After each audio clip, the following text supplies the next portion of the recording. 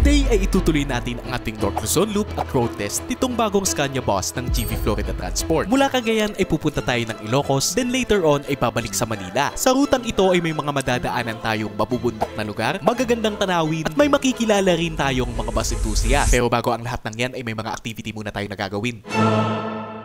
It's May 17 at nandito tayo ngayon sa headquarters ng GV Florida sa bayan ng Alacapan, Cagayan. Kung hindi nyo pa napapanood yung first part ng road test na ito, just click this link. Now bago tayo pumuntang Ilocos ay may mga activity muna tayo nagagawin. At ang pinakauna sa menu ay inimbitahan tayo na sumama sa isang lugar dito sa Alacapan gamit itong kakaibang sasakyan ng GV Florida.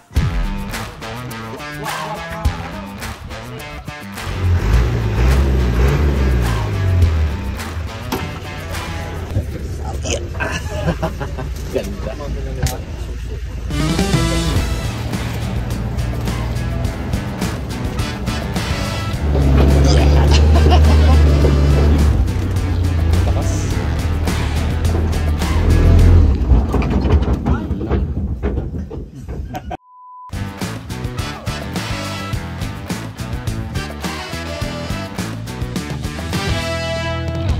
Matapos nun ay bumalik tayo sa headquarters at sumakay na ulit tayo sa Scania bus para naman sa nakatakdang blessing dito sa bayan ng Alacapan.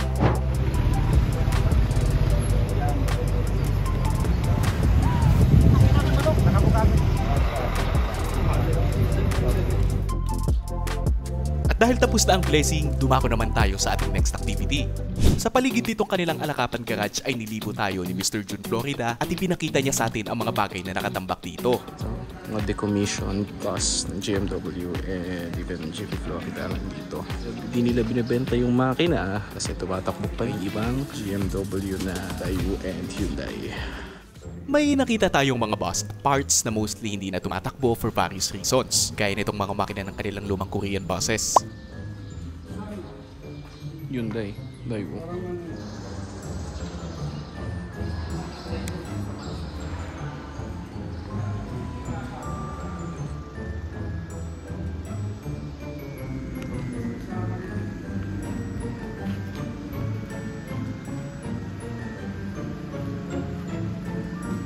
Matapos ang tour, we were treated to a very short road test gamit ang isa sa mga pinakalubang buses nila.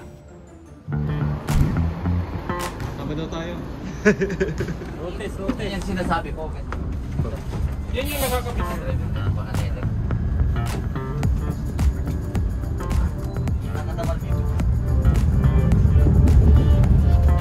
Kapasita nila. Ito mga driver talaga. Ayaw naman namin kasi yung may mga...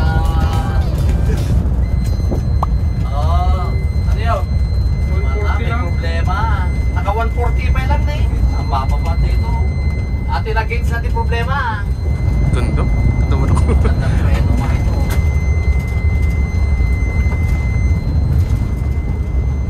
Sumasayaw. Ganda. Nag-urog test kasi ako. Sumasayaw. Kailangan testing yung pumayini para kamay yung preno niya. Nagstay pa tayo for a few more hours dito sa kanilang headquarters and finally at around 1 PM, umalis tayo patungong Ilocos Norte.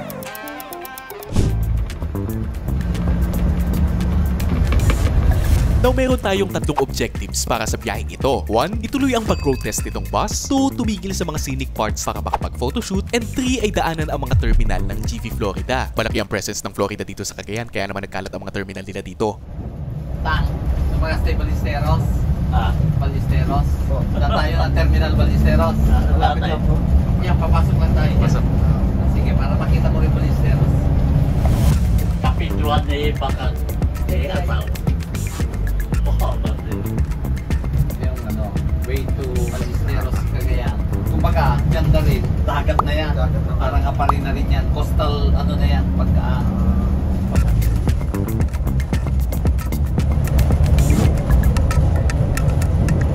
Wala pang 30 minutes, eto na agad ang ating first stop, ang bayan ng Ballesteros, Cagayan. Meron ditong terminal at mga biyahayang GV Florida.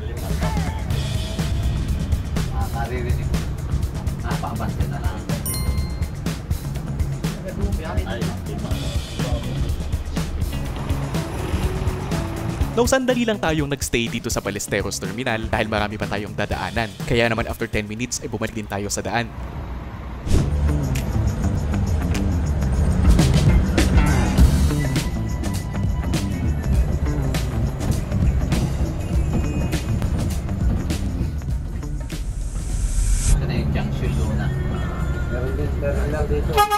Makalipas ang halos 20 kilometers ay narating natin ang isa na namang terminal, ang Abulog, Cagayan o mas kilala bilang Junction Luna Terminal. Meron din ditong biyayang Florida papuntang Cagayan, Ilocos at Manila.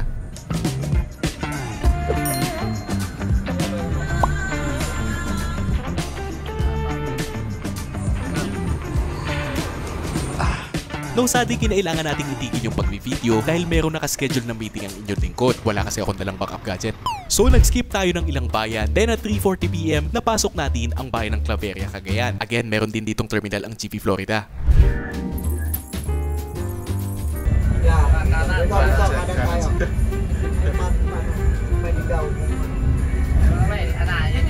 A few moments later.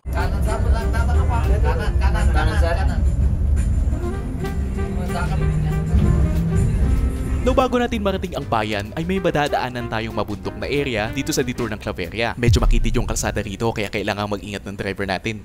Dapat speed na kay switch mo kwa.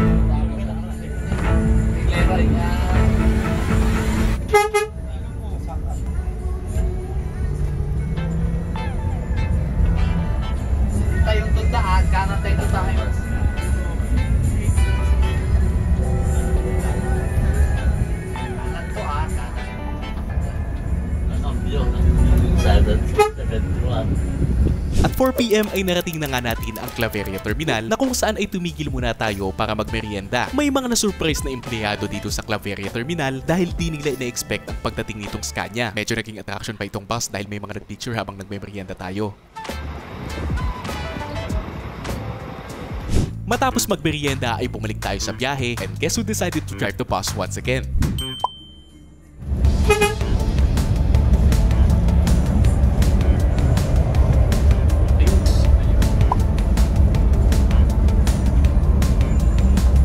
Now, one of the reasons kung bakit nag-decide ang president ng GV Florida na siya ang magmaneho nitong bus ay dahil gusto niyang maramdaman ang power nitong Scania. Take note na lahat ng input niya at the end of this road test ay magiging reference ng Scania sa next buses na ilalabas. And to put this bus into test, may dadaanan ulit tayong isa pang zigzag road na sa dulo nito ay makikita ang famous Patapat Viaduct.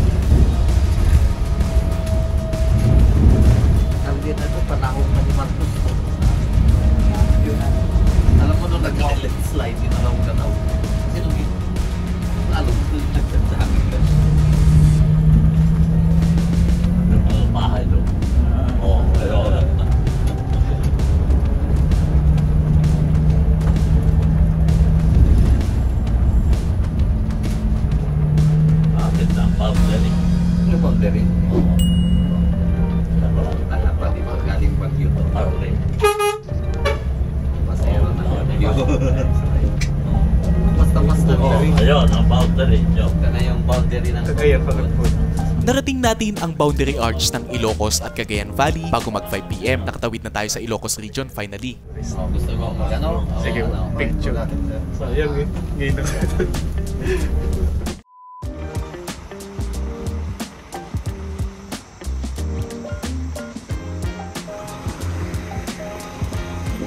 Sige po. Thank you, sir.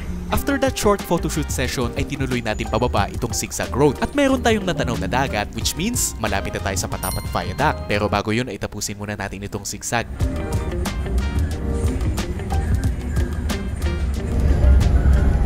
Ganun sa ate mo.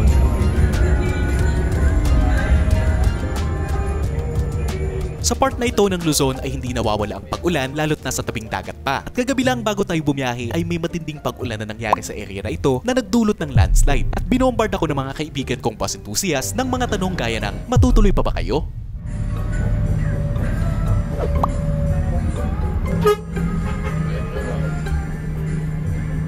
But thankfully, kaninang umaga ay nabalitaan namin na na-clear up na rin itong area by 5 AM at nakadaan na ang mga sasakyan. Bagong-bago lang. Dito pa lang.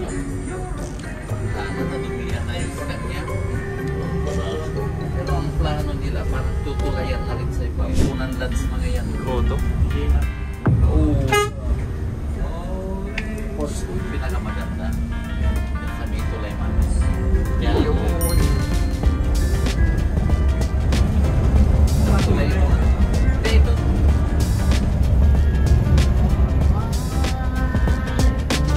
It's 5 PM at finally approaching na tayo sa Patapat Viaduct. Di ba doon? Maganda kita yung bayad. Sa bagay makita mo doon. Oh, sige.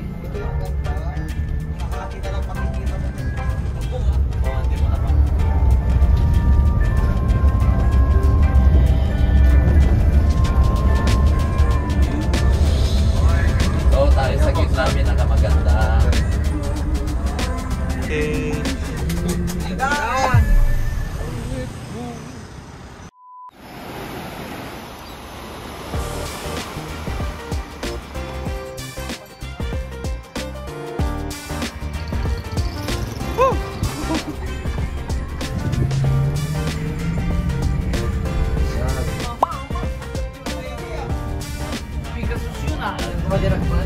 Basta nakakali niyo.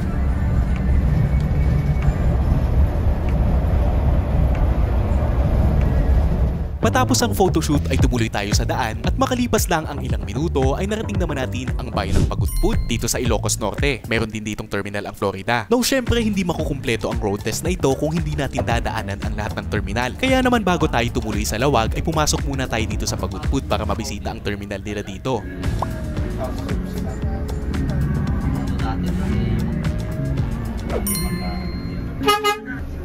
Out of all the terminals na nakita natin, ito yung kapansin-pansin yung size dahil maliit lang ito. Though meron silang few trips na nanggagaling dito biyaheng Manila.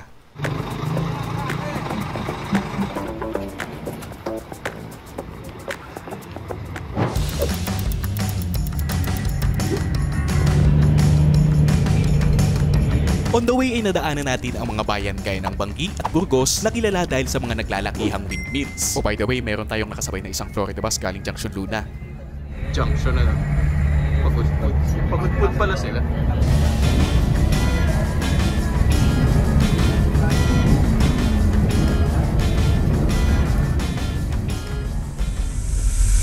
Tumabi. Tumabi.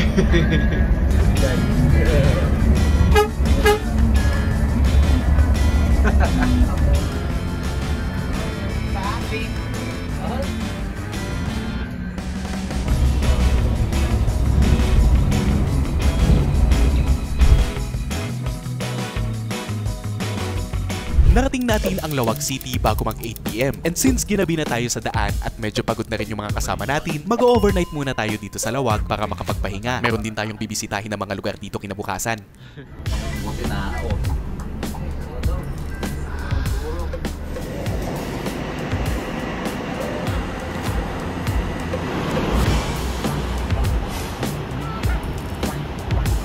The next morning ay tinur tayo ng GB Florida Management sa kanilang Lawag Motor Pool para makita ang mga facilities at buses nila dito sa Ilocos. Dito ay ipinakita sa atin ang line-up ng kanilang fleet, mga nire-repair na units, at pati na rin yung mga bus na decommission o nire-retire na sa service. Kabilang na rito ang mga pinakauna nilang sleeper bus na siyang pinakauna rin sa Pilipinas. Ito yung mga inabutan ng 15-year age limit for buses. Matapos ang tour ay bumalik tayo sa kanilang Lawag Terminal at tumambay pa tayo for a few more hours. And by 7 PM, tumuloy tayo sa biyahe and we are now on the final leg of this road test. Mga 5. Galing na. Mula Lawag ay magbabiyahe tayo ng 480 kilometers pabalik ng Sampaloc, Manila. And of course, dadaanan din natin ang mga terminal nila along the way para makumpleto yung isa sa objectives natin.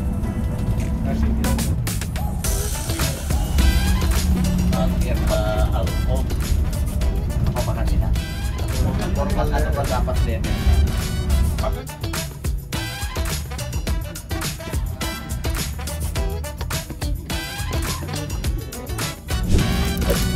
Sunod naman nating nadaanan ay ang Batak City, Ilocos Norte. Ilang kilometro lang ay pumasok tayo sa sentro para bisitahin yung terminal ng GV Florida dito. Actually, dadaanan lang talaga natin at hindi tayo bababa. Nasa terminal. Boom.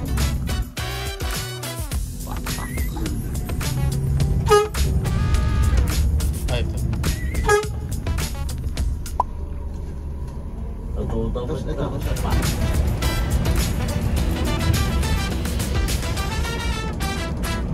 Nagising tayo na nakatigil itong bus dito sa Vegan Bantay Terminal ng GMW Trans, sister company ng GV Florida. Isa ito sa major terminals ng kanilang interprovincial route at meron ditong mga biyahe papuntang Baguio, Cagayan at Isabela.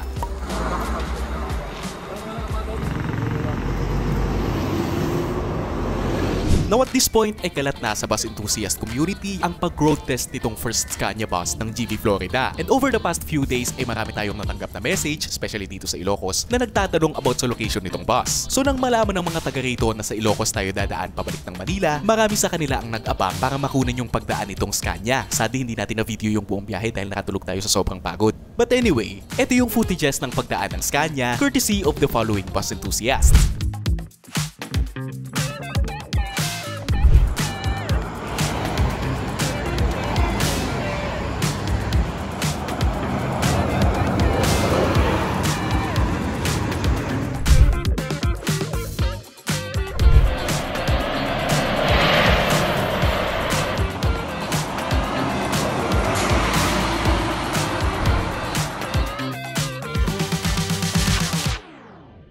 Nagising tayo before 2 AM na nasa Pura Tarlac para sa ating pinakahuling stopover. Medyo disappointed ako dahil sobrang himbing ng tulog ko mula Ilocos.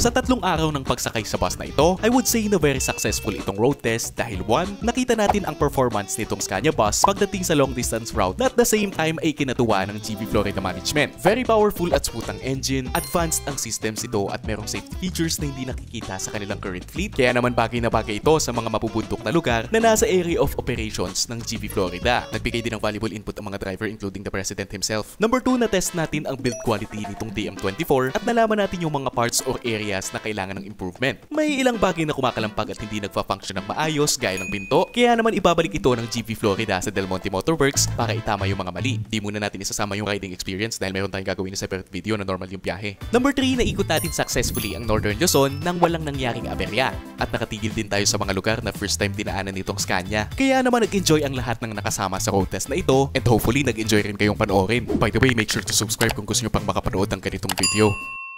Anyway, it's 5 AM and after 1,300 kilometers, narating natin ang Sampaloc, Manila. At last, nakabalik tayo sa pinagmula nitong road test. Sobrang inaantok pa rin ako pagdating dito kaya di ko na video yung arrival natin. Pagkababa ng management sa bus ay dumiretso tayo sa Ligarda, Manila dahil nandun yung sasakyan namin pa uwi.